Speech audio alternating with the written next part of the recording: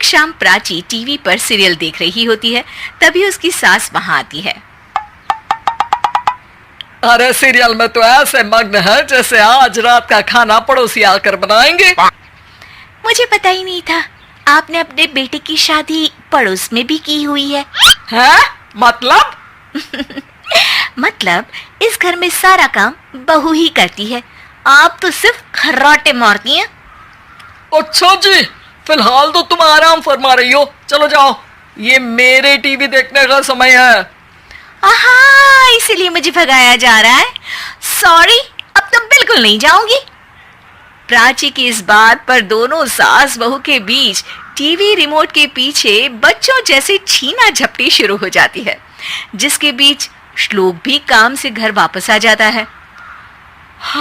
आज मेरी चूहे बिल्ली की जोड़ी किस बात पर झगड़ रही है? अरे तेरे बीवी मुझे टीवी ही नहीं देखने दे रही। अरे तुम्हारी मम्मी मुझे खाना बनाने के लिए फोर्स कर रही है। अरे वाह, ऐसे बेतुके रीजन पर तो बच्चे भी झगड़ा नहीं करते। अरे मुझे कुछ मत बोल, सब इसने ही शुरू किया है। हाँ हाँ, जैसे आप तो बहुत दूध की धूली है ना। अरे बस, दोनों चुप। प्राची जाओ, खाने की तैयारी करो। और माँ तुम छोड़ो, तुम्हें क्या बोलूं, शांति से अपना सीरियल देखो, मुझे दोबारा लड़ने की आवाज सुनाई नहीं देनी चाहिए।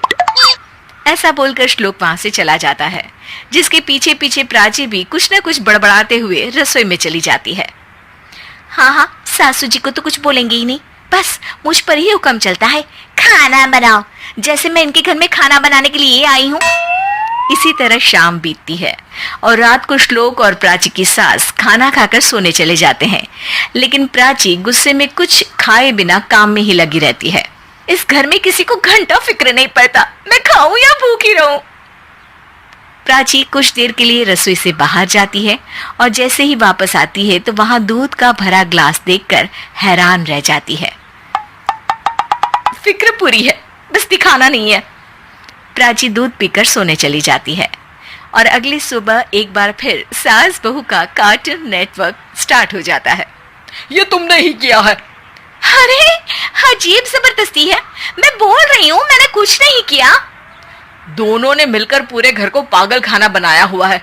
यहाँ कोई नॉर्मल इंसान तो रह ही नहीं सकता, इसीलिए अब पड़ोसी क्या रिश्तेदार भी घर आने से कतराते हैं। और सुन बेटे, तू भी चंगा, तेरी माँ भी चंगी, तेरी बीवी भी चंगी, रिश्तेदार। हाँ जी, आपको नहीं पता क्या, गंगाधर ही शक्तिमान है, रिश्तेदार ही। हाँ हाँ, बस समझ गया। कभी जानवरों जैसे लड़ेंगी तो कभी जुगलबंदी करेंगी। भाई मैं आप दोनों के बीच में नहीं फंसना चाहता। सास बहू की इस मनमौजी जोड़ी से परेशान होकर श्लोक अपना सिर खुजलाता वहां से चला जाता है। चलो अब मैं भी कीर्तन में जा रही हूँ।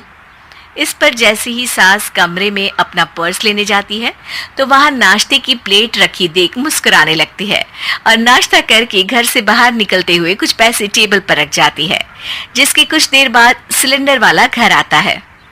ओ मुरी मैया, मैं सिलेंडर के बारे में तो बिल्कुल भूल ही गई थी।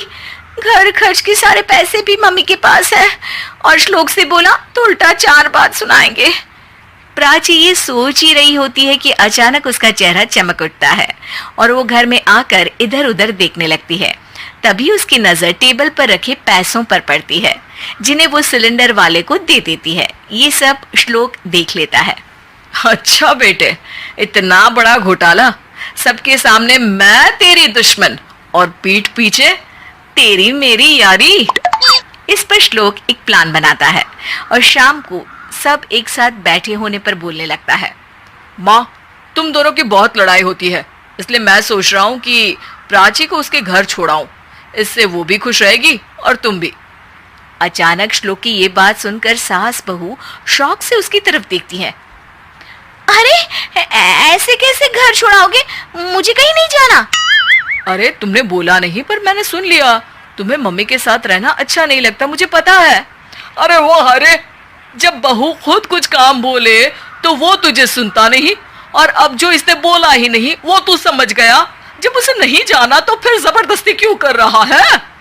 अच्छा, फिर आपको मौसी के घर छोड़ाता हूँ, बस अब आप दोनों एक घर में एक छत के नीचे नहीं रह सकती। मैं इस टॉम एंड जेरी की जोड़ी को और नहीं झेल सकता। है? ऐसे कैसे नहीं रह सकते?